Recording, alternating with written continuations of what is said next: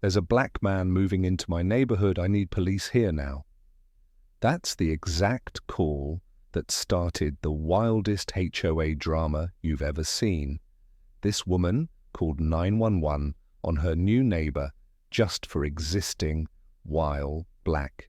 But when the cops searched her house instead, what they found will blow your mind. Quick, drop a comment where you're watching from, because this Karen story hits different. She went from HOA president to federal prisoner. And the reason why is absolutely insane. Marcus Thompson stepped out of his black Tesla Model X, stretching his 6'2" frame after the 3-hour drive from his previous home. His wife Sarah emerged from the passenger side, their 8-year-old daughter, Zoe, bouncing excitedly behind her. "Daddy, is this really our new house?" Zoe asked, her eyes wide, as she took in the sprawling 5-bedroom colonial with its manicured lawn and white picket fence. Marcus smiled, ruffling her hair. "Sure is, baby girl, welcome home." The moving truck pulled up behind them, and Marcus directed the crew with the easy authority of someone used to being in charge. He'd left the force 5 years ago to start his cybersecurity firm, and the success had been beyond his wildest dreams. This house, this neighborhood, it was supposed to be their fresh start. Sarah squeezed his hand, understanding the weight of this moment. It took exactly 10 minutes for Karen Fitzgerald to appear. She marched across the street with the determination of a general heading into battle, clipboard in hand, her perfectly coiffed blonde hair not moving despite her brisk pace. At 52, she maintained the figure of someone who spent considerable time at the country club's tennis courts, though her pinched expression suggested she rarely enjoyed it. "Excuse me," she called out, her voice carrying that particular tone of authority mixed with false sweetness. "I'm Karen Fitzgerald, HOA president and neighborhood watch coordinator. I don't recall approving any moves for this weekend." Marcus turned, his expression neutral but alert. "Good morning, ma'am. I'm Marcus Thompson. We closed on the house yesterday. Didn't realize we needed HOA approval to move into our own home." Karen's eyes flickered over him, taking in his designer jeans, the expensive watch, the confident stance. Something dark flashed across her features before she forced a tight smile.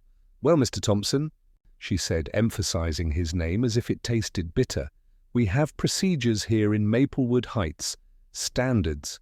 This is a very particular community with very particular values." Behind her curtain, earlier she'd been watching for 20 minutes, and the moment she'd seen Marcus step out of that Tesla, a cold recognition had washed over her.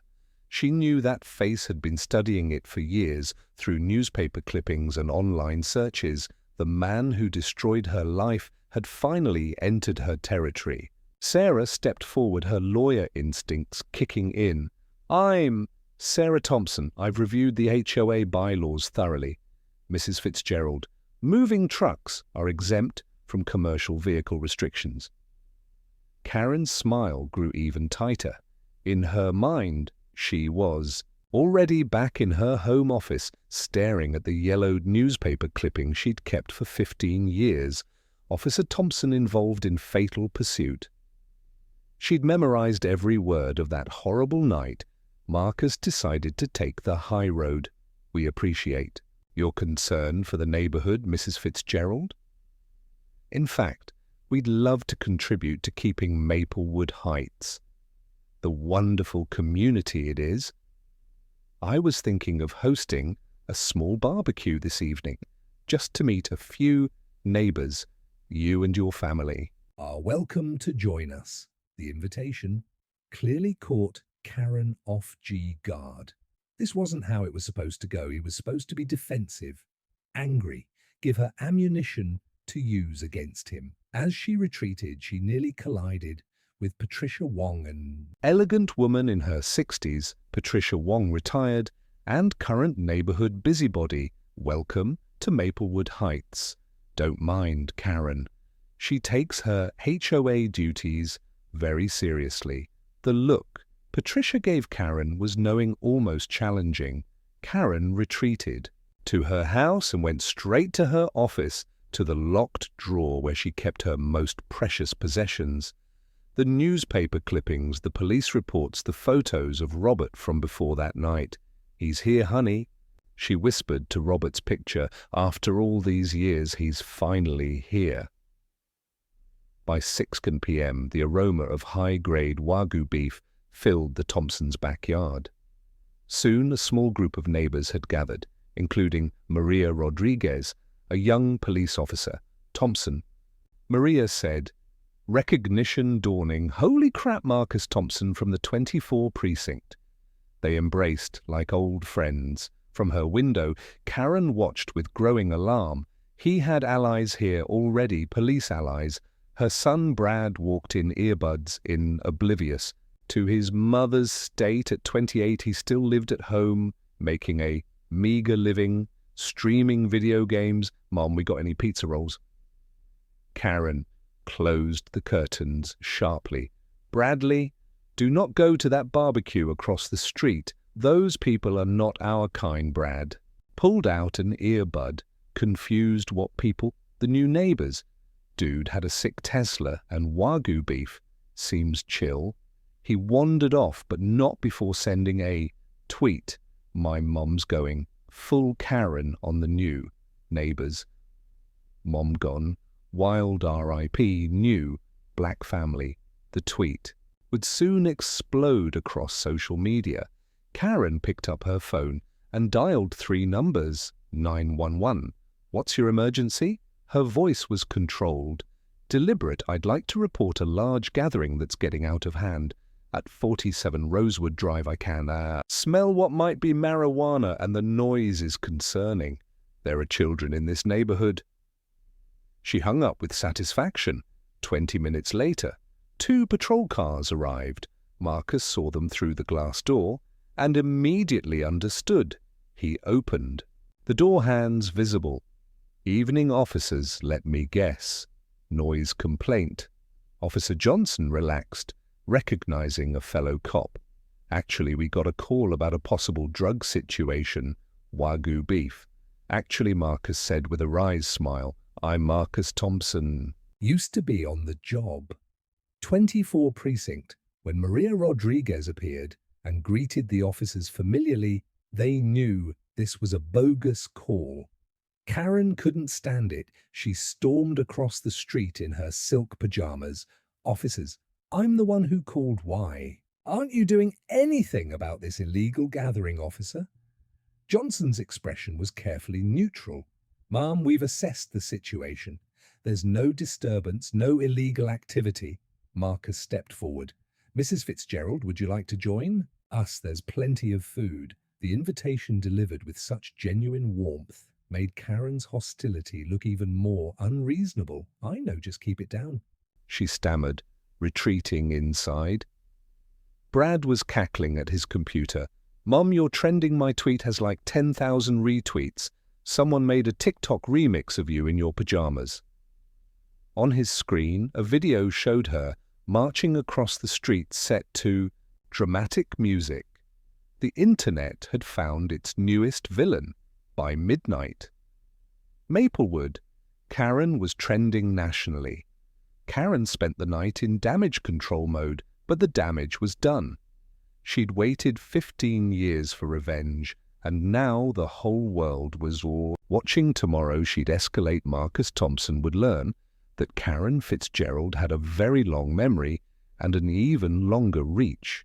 The next morning, Karen Fitzgerald woke to find her face plastered across the internet, the video of her pajama-clad. March had spawned thousands of memes, reaction videos, and think pieces about suburban racism. Her phone buzzed incessantly with notifications from her HOA board members, all wanting to know how to handle the PR disaster. But Karen had bigger plans than damage control. She called an emergency board meeting for 8 a.m., determined to regain control of the narrative. As the 5 board members gathered in her dining room, she could see the doubt in their eyes. These people who had rubber-stamped her every decision for years was suddenly questioning her judgment, all because of some viral videos. We need to discuss the security situation with our new residents. Karen began trying to project authority. Last night's police presence was caused by your false report, Patricia Wong interrupted calmly. Karen, I have security cameras. I recorded the entire barbecue. Would you like to see how peaceful it actually was? The room went silent. Karen's face flushed red. Whose side are you on, Patricia? The side of the law, Patricia replied. And, speaking of the law, I've been reviewing our HOA financials. There are some interesting expenditures I'd like to discuss. For instance, $45,000 for playground maintenance. Karen, we tore down that playground 5 years ago. The other board members shifted uncomfortably. Tom Wilson, the treasurer, cleared his throat. I'd like to see those records too. Karen felt the walls closing in. That was for planning the new playground. The funds are allocated for future development to a company called Fitzgerald Consulting LLC. Patricia continued, registered to your maiden name. The meeting devolved into chaos with board members demanding to see records and Karen insisting everything was above board.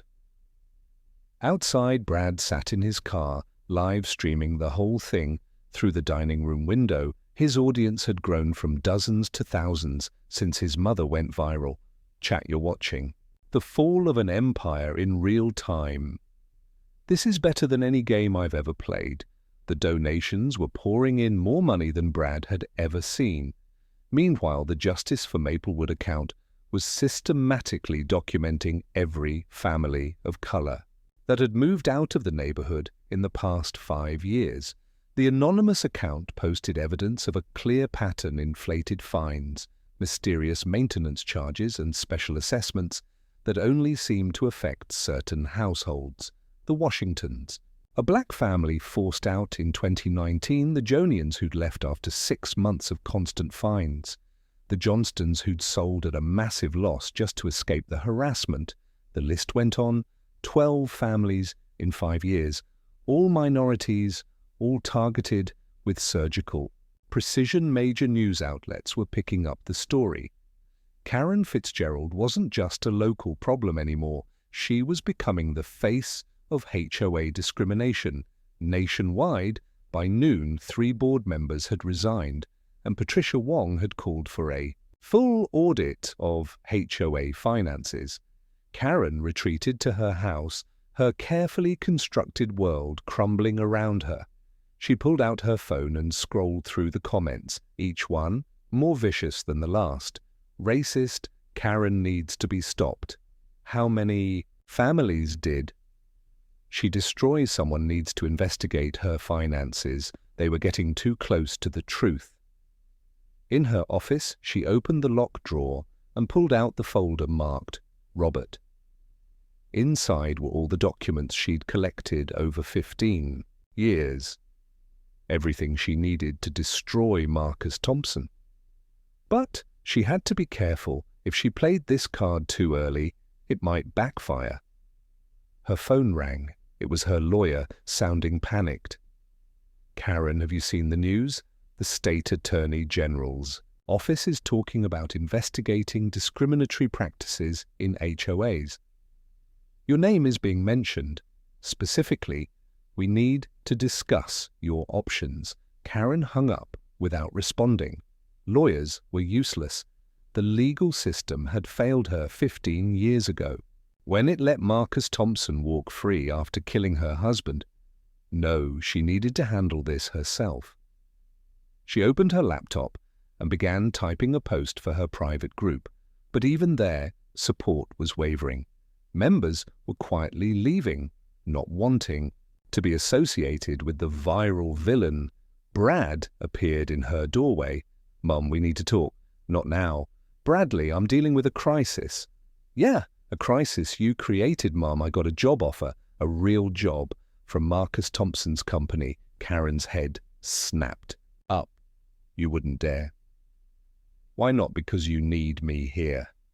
Because you need someone to control. Years of frustration were pouring out. I'm 28. Mum, I live in your house. Follow your rules and watch you destroy people's lives. For fun, maybe it's time for a change. The slap came without warning. The sound echoed through the house, shocking them both. Brad touched his cheek, then quietly said, I'll be packing my things. That night, Karen made a desperate decision. She called contractors she'd used before for special projects. People who understood that sometimes property values needed protecting by any means necessary. I need something visible, she told them, something that sends a message. But what she didn't know was that Patricia Wong had anticipated this move. She had alerted Marcus to install security cameras, and she had her own cameras trained on the street. Everything that happened next would be captured in high definition. When the vandals spray-painted Go Home across the Thompsons' white fence, when Karen met them at the corner to hand over payment, when she returned to her house with a satisfied smile. All of it was recorded. The next morning, Marcus reviewed the footage with calm professionalism. She's escalating. He told Sarah, this isn't about property values or HOA rules. This is personal. Sarah was already on the phone with former colleagues from the prosecutor's office. We have vandalism, conspiracy, probably hate crime enhancements. She handed us everything we need, but Marcus was thinking about something else. Something that had nagged at him since he heard Karen's name, Fitzgerald. January 2009, a rainy night, a drunk driver, a pursuit that ended in tragedy. Could it be the same? Fitzgerald, his phone buzzed. With a message from Patricia Wong. We need to talk. I found something about Karen's past that explains everything. Can you come over? As Marcus walked across the street to Patricia's house, he didn't notice Brad loading suitcases into his car in the bay. Rain or Karen watching from her window with eyes full of rage and betrayal. The pieces were all in motion now, and the collision course that had been set 15 years ago was about to reach its devastating conclusion. The internet had lit the fuse, but the explosion that was coming would be entirely of Karen's making. Monday morning brought a new level of warfare to Maplewood Heights. Marcus Thompson discovered 7 violation notices taped to his door, each more absurd than the last Karen had. Spent the weekend combing through obscure HOA bylaws, citing violations that hadn't been enforced in decades. The fines totaled $2. No zero grass measured at 2 in instead of 1.5 trash bins, allegedly 3 degrees off perpendicular, a non-existent tree that supposedly violated height restrictions. Sarah read through them with her prosecutor's eye. She's making critical errors, she said. Look, at these timestamps, 3 photos are dated from before we even bought the house. This is documented harassment.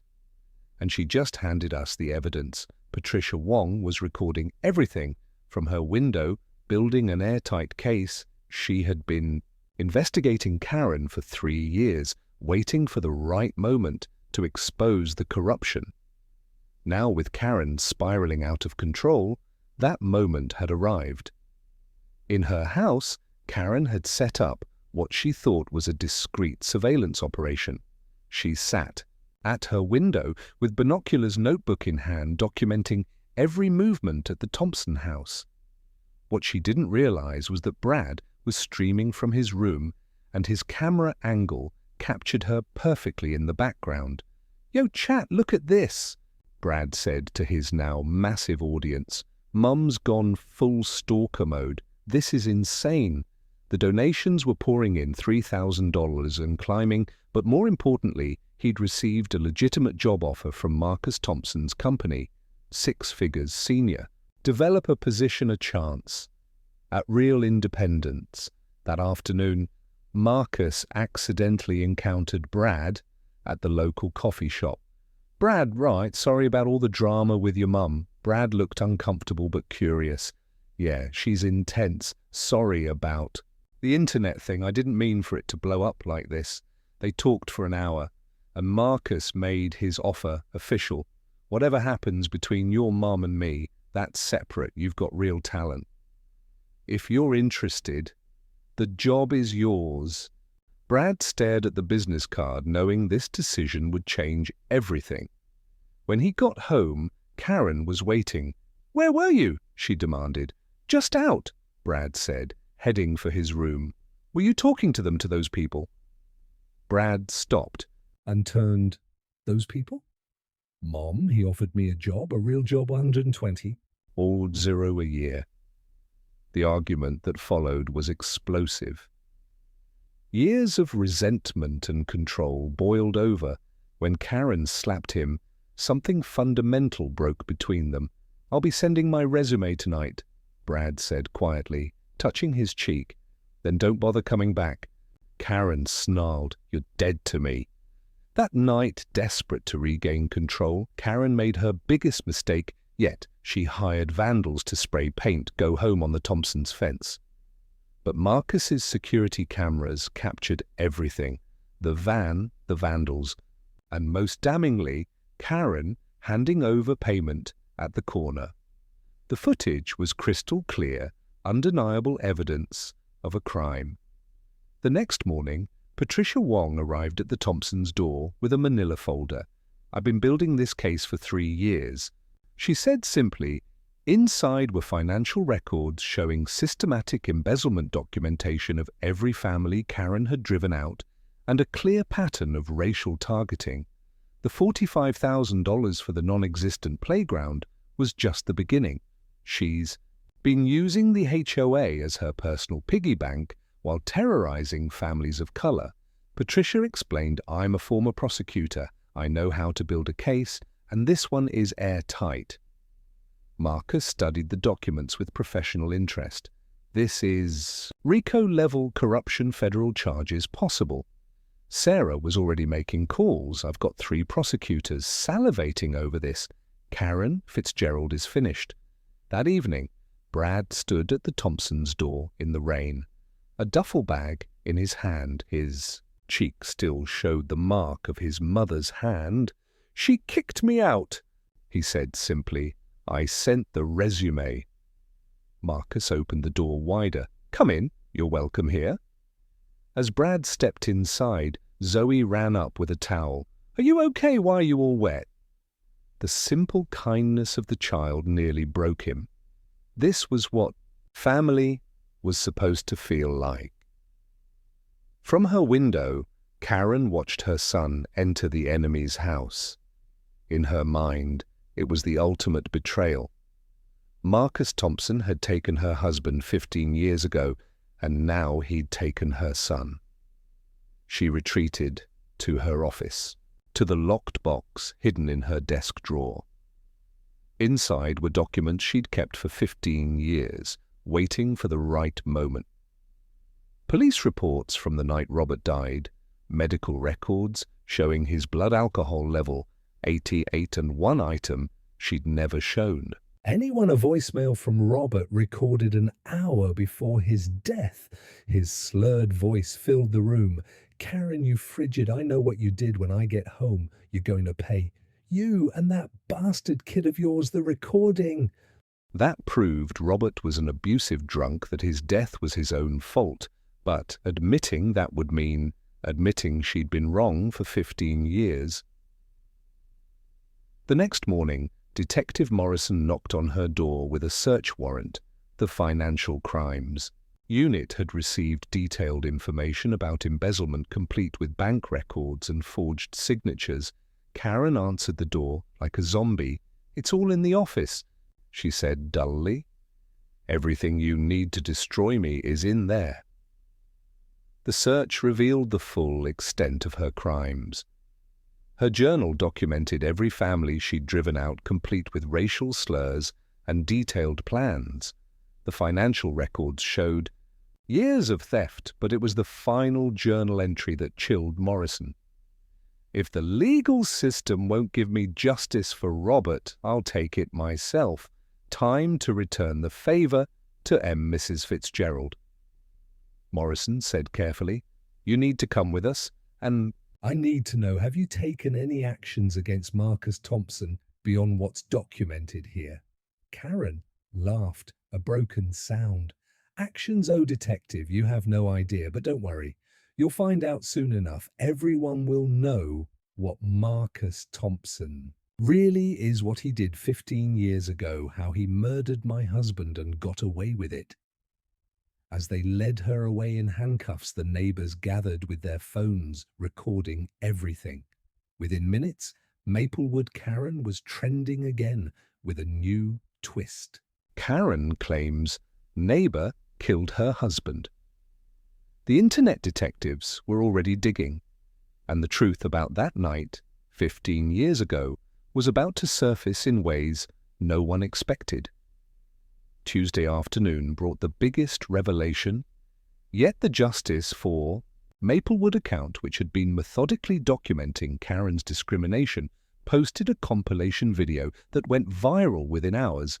5 years of HOA meetings, each clip showing Karen making increasingly racist comments. "We need to maintain property values," she said about the new family's authentic garden decorations. "This isn't that kind of neighborhood," she declared. When the Johnstons requested permission for a yard sign, the internet's response was swift and brutal. Memes, remixes, and parody songs flooded social media. Karen Fitzgerald had become the face of suburban racism, and the world was watching her downfall in real time. Brad watched from his temporary room at the Thompson house, fielding offers from media outlets. 10,000 for an exclusive interview, 20,000 for childhood photos, 50,000 for access to his mother's house. He ignored them all, focusing on his new job, starting Monday. The Thompsons had welcomed him without question, and he was determined to prove worthy of their trust. "Your mum's trending again," Zoe announced, poking her head into his room. The 8-year-old had appointed herself his unofficial sister. "Dad says not to read the comments." Brad smiled at her innocent wisdom. This was what family should feel like: warm, chaotic, accepting, naughty. The cold calculation he'd grown up with. Meanwhile, Karen was experiencing a complete breakdown. She'd barricaded herself in her home office, surrounded by 15 years of documents. The walls were covered with photos of Marcus Thompson news clippings and red string connecting various elements like a conspiracy theorist's fever dream. She'd stopped taking her medication, convinced she needed clarity for the battle ahead. In her desk drawer lay the voicemail from Robert, her nuclear option.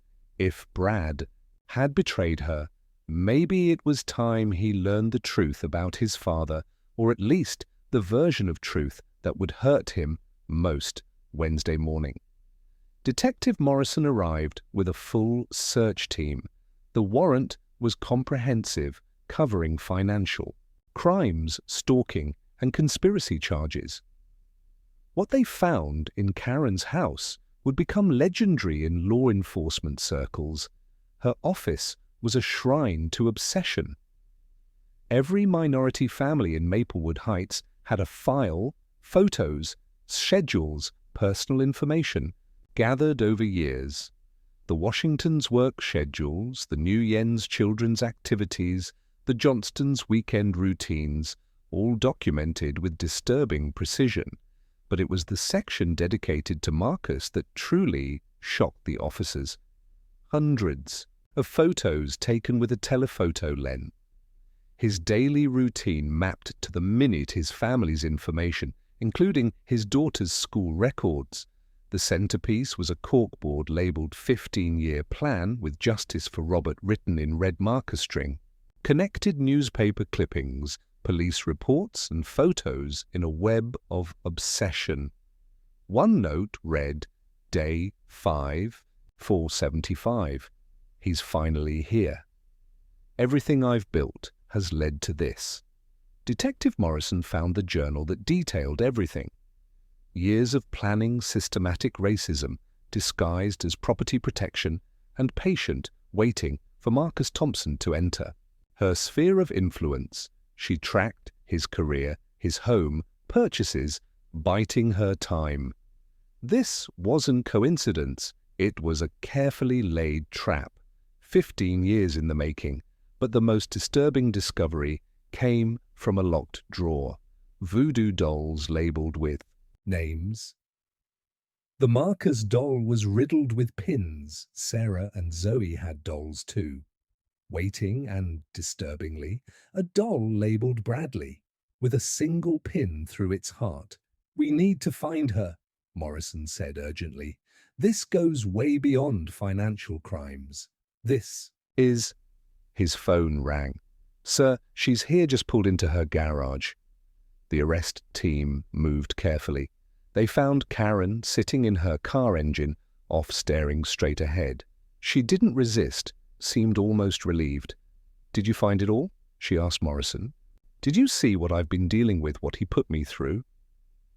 "Mrs. Fitzgerald, you're under arrest for filing false police reports, embezzlement stalking, and conspiracy to violate civil rights." "I don't want to remain silent," Karen screamed.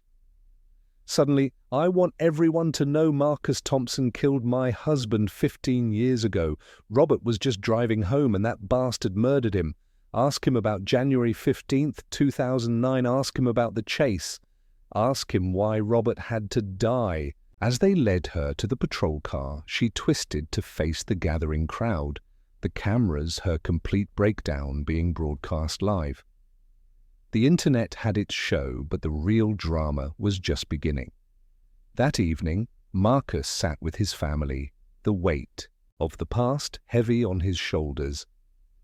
"I need to tell you something," he said to Sarah, "about why I really left the force, about that night 15 years ago." But before he could explain, Patricia Wong appeared at their door with a grim expression.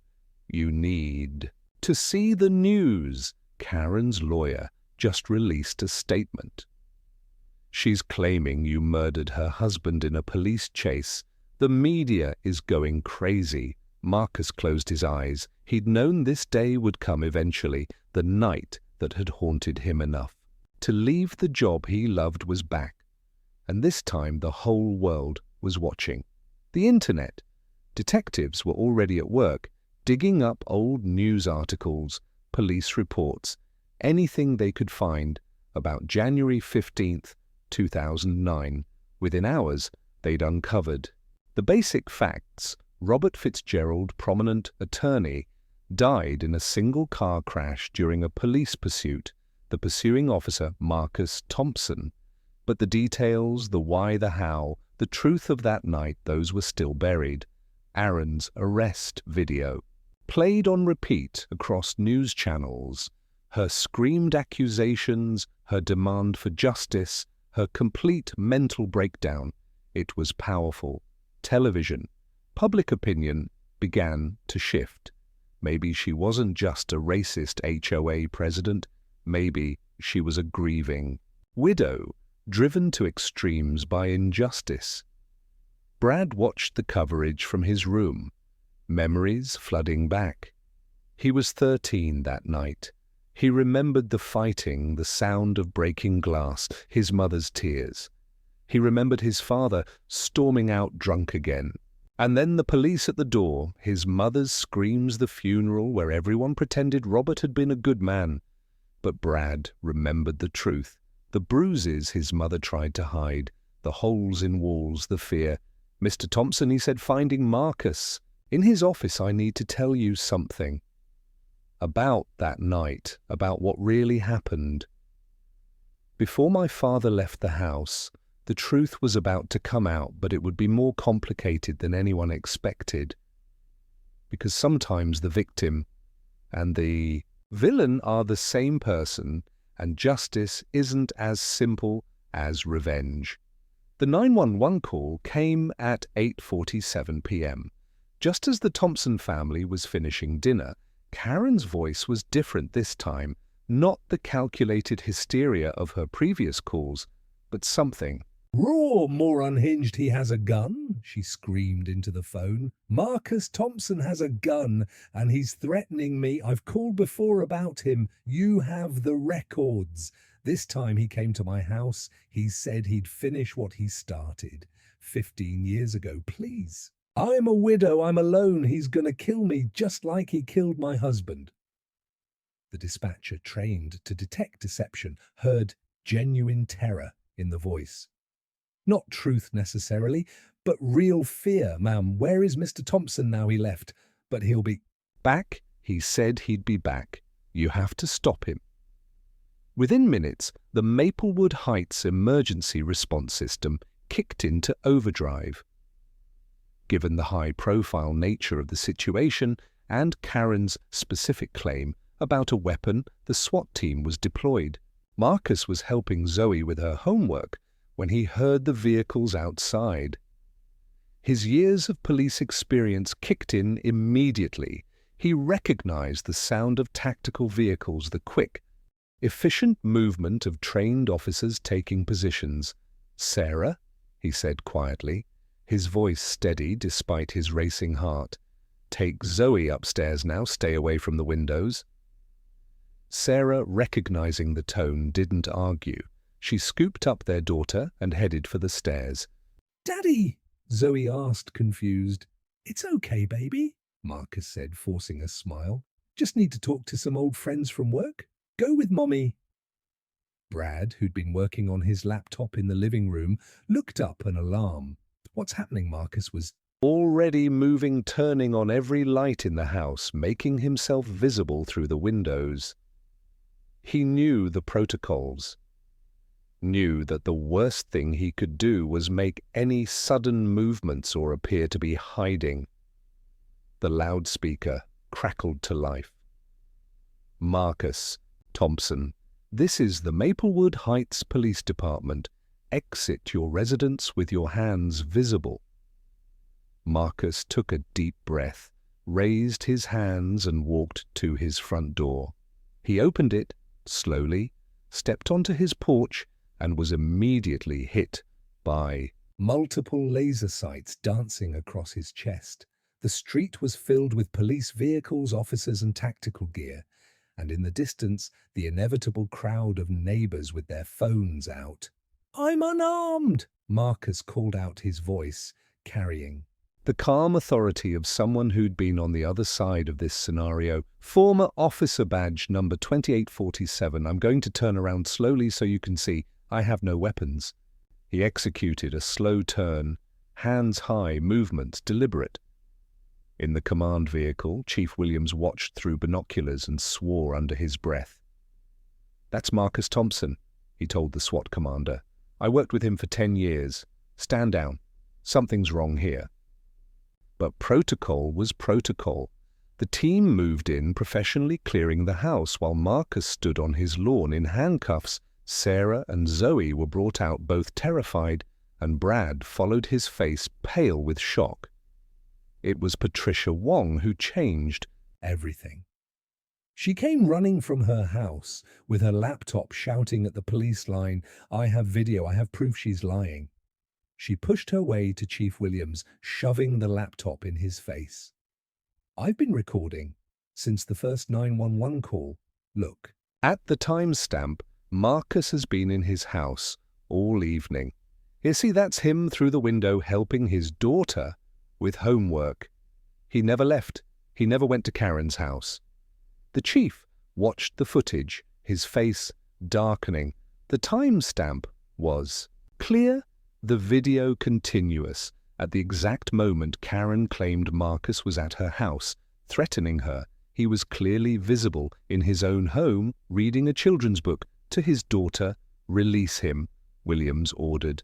Now, as the cuffs came off, Detective Morrison arrived from the Financial Crimes Unit. Chief, we need to search the Fitzgerald house based on what we found earlier. I'm concerned about what else might be there. Williams nodded grimly. Do it. What they found in Karen Fitzgerald's house would become legendary in law enforcement circles, a cautionary tale about obsession and unchecked power. The search team entered through the front door, which Karen had left unlocked in her haste to create her alibi. The first floor seemed normal.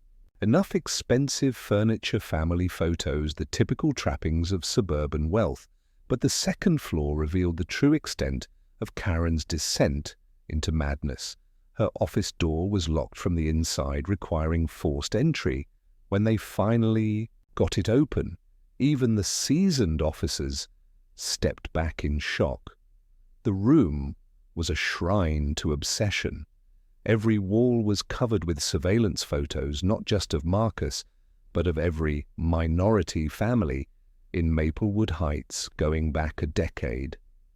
There were detailed schedules. Maria Rodriguez leaves for shift at 6 m, returns at 6:30 p.m.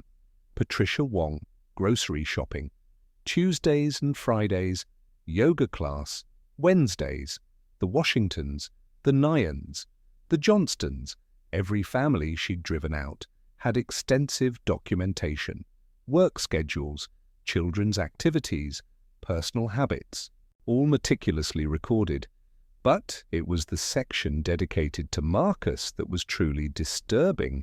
Photos from multiple angles taken with a telephoto lens, his daily routine mapped in obsessive detail, screenshots of his company website, his LinkedIn profile, his wife's professional history. She'd even obtained his daughter's school records. In the center of it all was a corkboard labeled 15-year plan, with strings connecting various elements, like a conspiracy theorist's fever dream.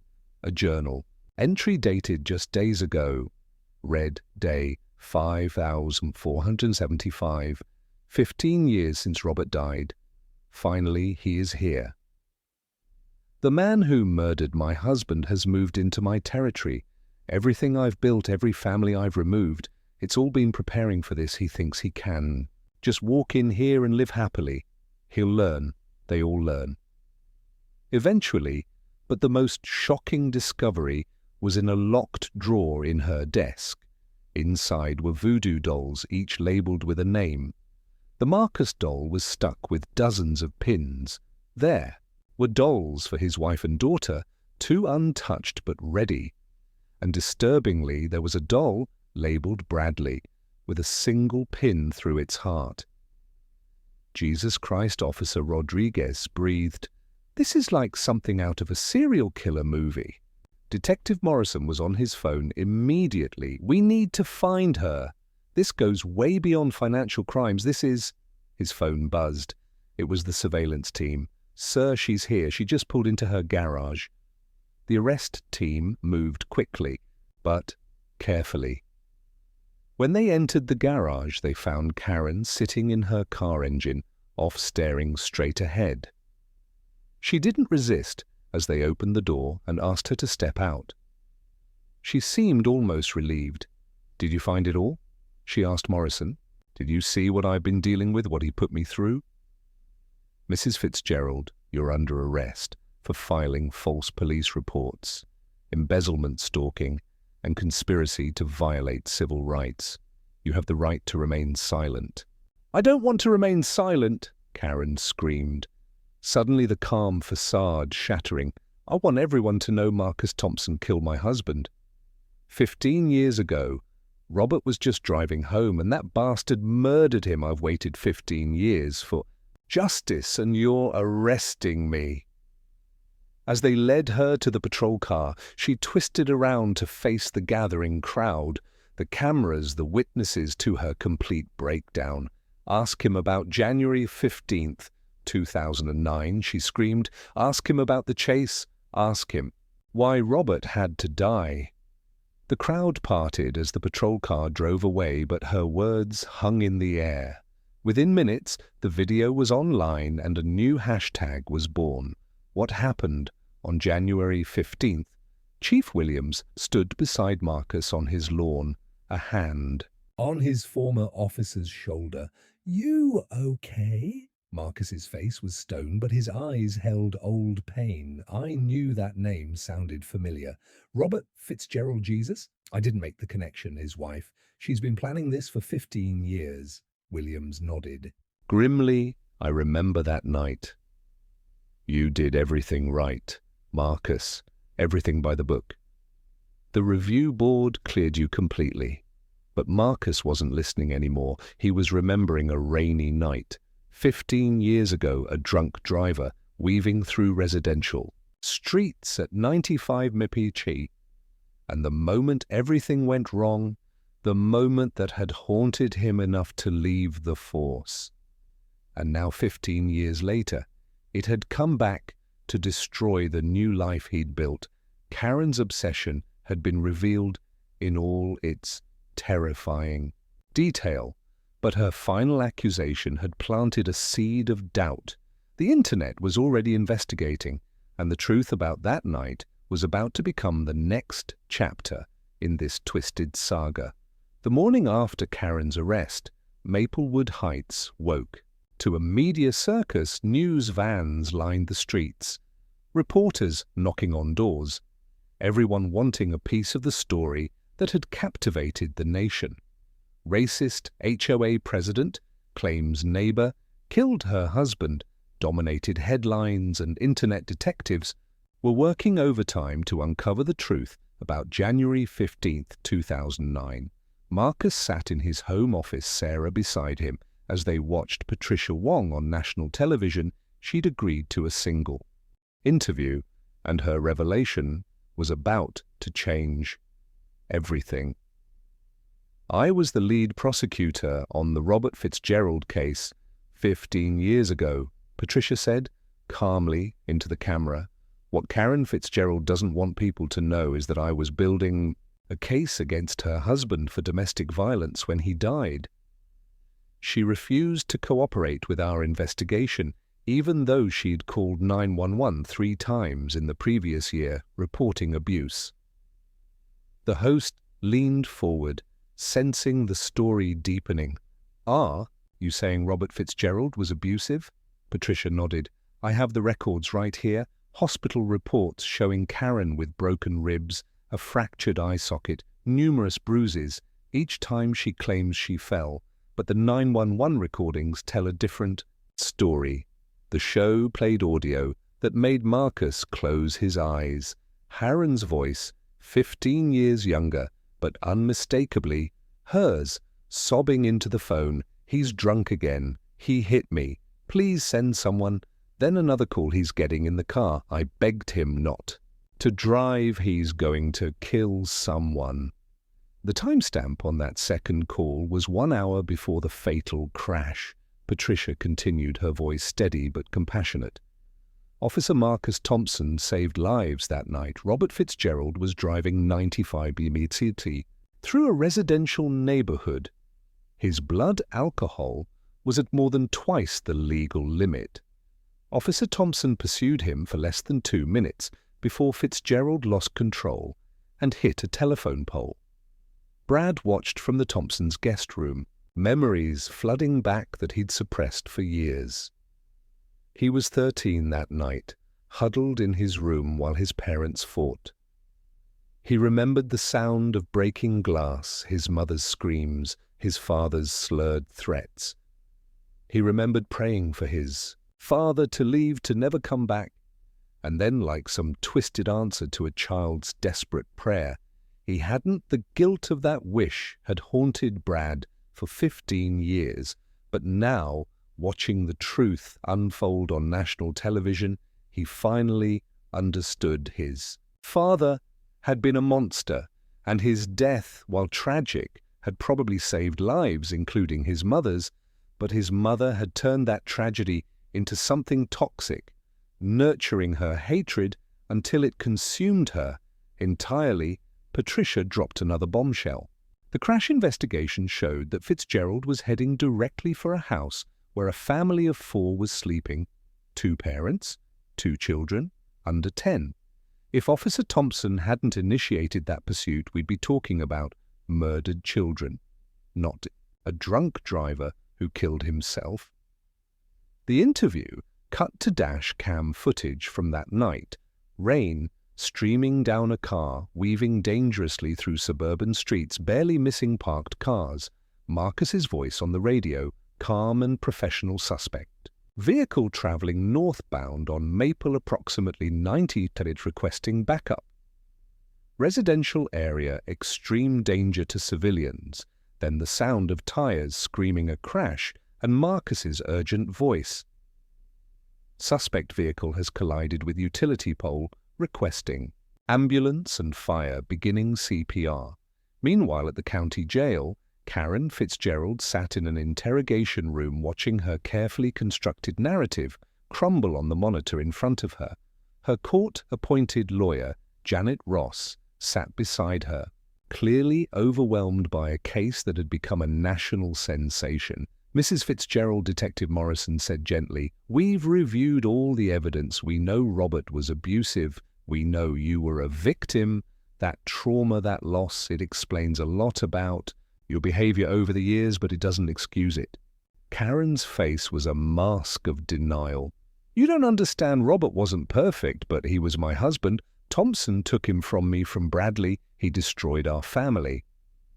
Karen, her lawyer, interjected, "The prosecutor is willing to consider the abuse as a mitigating factor, but only if you cooperate fully. That means admitting to everything: the embezzlement, the targeting of minority families, the false police reports, everything."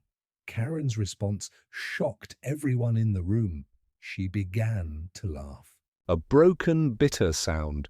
Cooperate. Mitigating factors. You want me to admit I was wrong. I wasn't wrong. I was protecting my community. Those people didn't belong there. She turned to the camera, recording the interview. You want the truth? Yes, I drove them out, every single one. The Washingtons with their loud music, the Kuyens with their smelly cooking, the Johnstons with their political signs. I protected our property values, our way of life. The confession continued, each word digging her grave deeper. "And Marcus Thompson, he killed my husband and got away with it because he had a badge. So yes, I waited, I planned, I watched his career, waited for him to buy a house I could afford to destroy. 15 years of patience, and you ruined it all with your cameras and your hashtags." Her lawyer tried to stop her, but Karen was beyond reason. "I'm not crazy. I'm a patriot. I protected my community from invasion." The racial slurs that followed were so vile that the networks would have to bleep most of her rant. In minutes, she'd destroyed any chance of sympathy, any possibility of reduced charges. She'd shown the world exactly who she was, and it was uglier than anyone had imagined. Back at the Thompson house, Marcus held a press conference on his lawn. He spoke simply and directly to the gathered media. 15 years ago, I responded to a call about an intoxicated driver. I attempted to stop him before he hurt someone. He crashed during the pursuit. I've lived with that night ever since, wondering if I could have done something different. But I've also lived with the knowledge that there was a family sleeping in the house he was heading toward. 2 parents and 2 young children. They're alive today. That has to count for something. He paused, looking directly at the cameras. I feel for Mrs. Fitzgerald. Losing a spouse, even an abusive one, is traumatic. Living with that trauma for 15 years, letting it fester into hatred and paranoia, that's a tragedy, but it doesn't excuse what she's done. To the families of Maplewood Heights, the Washingtons, the Unans, the Johnstons, and so many others deserve justice, and they'll get it. Response was immediate and overwhelming. The hashtag shifted from questioning Marcus to supporting him. Donations poured in for the families who'd been driven from their homes. The HOA board voted to dissolve and reform with new bylaws explicitly prohibiting discrimination, Patricia Wong was elected interim president by unanimous vote. That evening, Brad made his own statement, posting a lengthy message on social media. "I was there that night. I was 13. I watched my father beat my mother unconscious and then get in his car. I prayed he'd crash. When he did, I felt relieved. Officer Thompson didn't kill my father. My father killed himself, and Officer Thompson kept him from killing others. My mother knows this. She's always known. But admitting it would mean admitting she stayed with an abuser, that she put her son in danger, that she's been wrong for 15 years. So instead, she blamed the cop who tried to stop him, done protecting her secrets." The post went viral within hours, shared millions of times. Other victims of Robert Fitzgerald came forward, former employees he'd assaulted, women he'd harassed, business partners he'd threatened. The image of Robert as a victim evaporated, replaced by the reality of a violent man whose death was a tragedy of his own making. But in her jail cell, Karen remained defiant. She began composing a letter to Brad. One final manipulation. If her son had betrayed her, perhaps it was time he learned the truth about his parentage. In her twisted mind, she still believed she could win even as the walls closed in around her. 6 months later, the courthouse in downtown Maplewood was packed beyond capacity for the sentencing of Karen Fitzgerald. The case had become a symbol of suburban discrimination, HOA abuse, and the dangers of unchecked power. Media outlets from around the world had sent representatives, and overflow crowds watched on screens in the courthouse lobby. Karen entered the courtroom in shackles, a far cry from the perfectly coiffed HOA president she'd once been. 6 months in custody had aged her dramatically. Her hair was grey at the roots, her designer clothes replaced by a simple black suit that hung loosely on her diminished frame. But it was her eyes that showed the most change. Once sharp with calculated malice, they now darted nervously around the room, unable to focus on anything. For long, Judge Martha Chen, a no-nonsense jurist with 30 years on the bench, reviewed the charges one final time. "Mrs. Fitzgerald, you stand convicted of embezzlement, 15 counts of civil rights violations, filing false police reports, stalking and conspiracy to commit property fraud. Before I pronounce sentence, do you have anything to say?" Karen stood slowly, a prepared statement clutched in her trembling hand.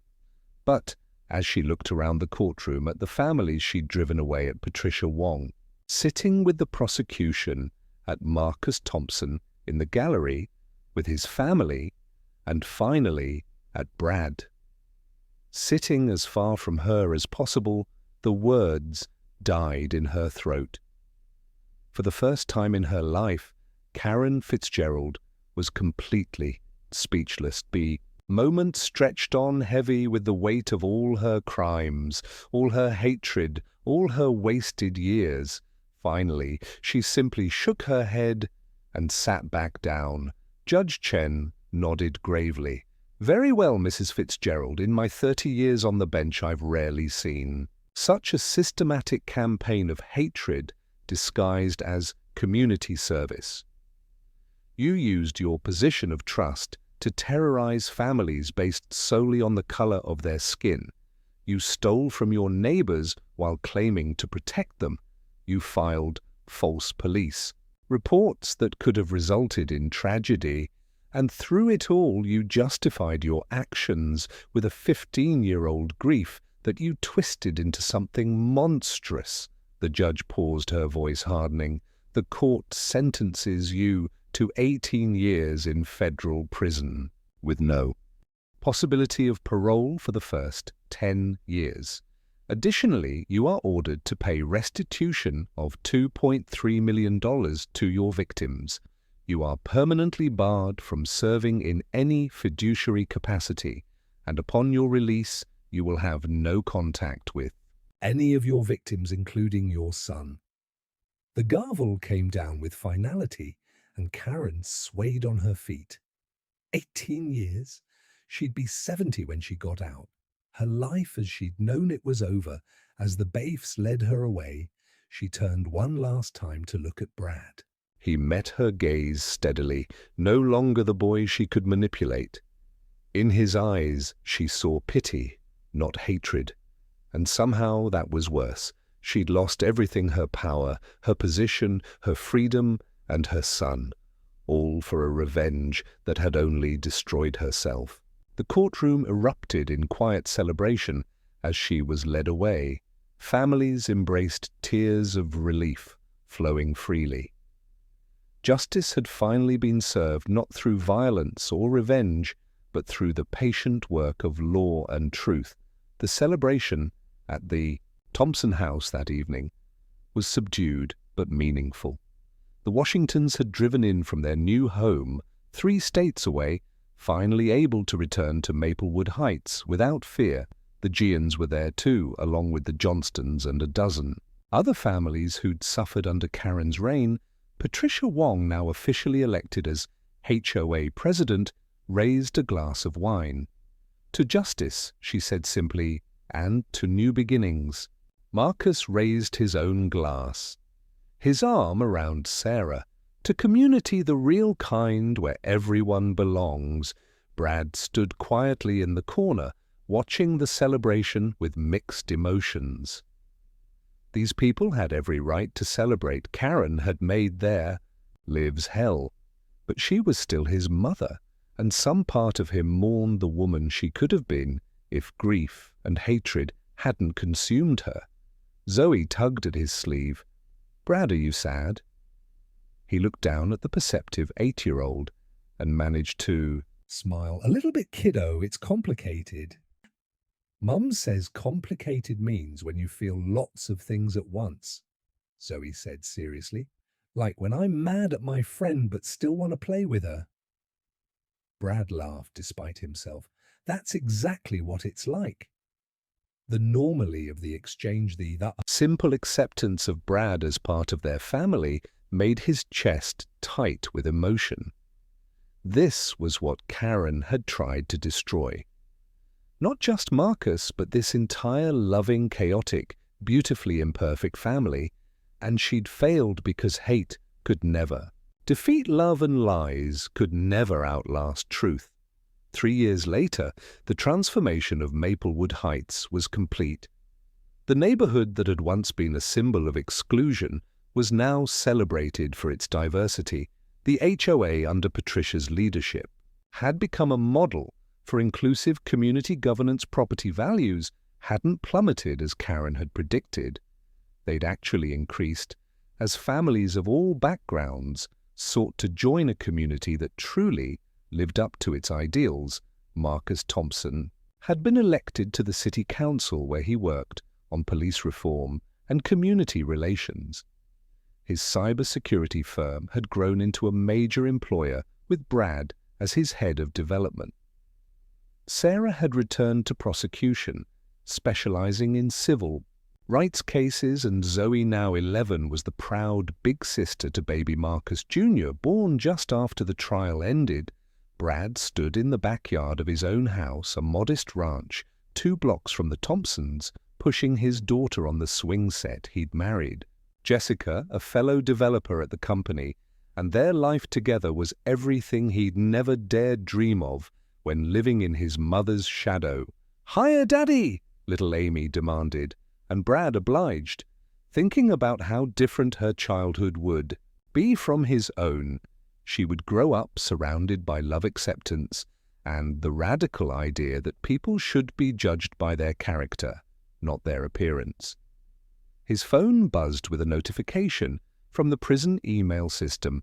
Karen had sent another message, probably her 100th attempt at contact.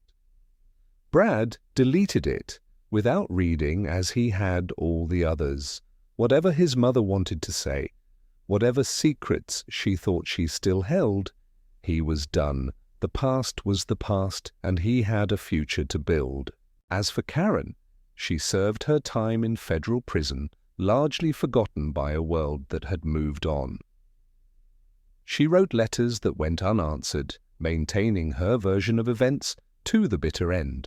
In her mind, she remained the victim, the grieving widow, who'd been betrayed by everyone she'd trusted.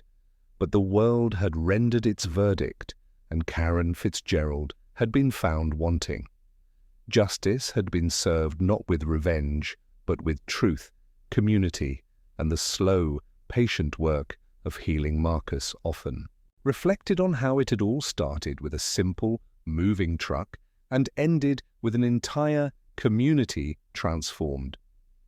Sometimes the best revenge truly wasn't revenge at all. It was living well, lifting others and letting karma do its job, and karma as Karen Fitzgerald learned always collects its debts with interest.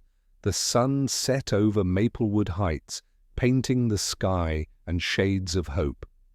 Children of all colors played in the streets, their laughter a testament to the community's redemption. In the distance, a moving truck turned onto Rosewood Drive, bringing another family to join this reclaimed paradise. This time there would be no suspicious curtains, no hostile confrontations, no calls to 911, only neighbors ready to welcome newcomers home, because that's what real community looks like. Not exclusive but inclusive, not fearful but welcoming, not hateful but loving. And in the end, love always wins.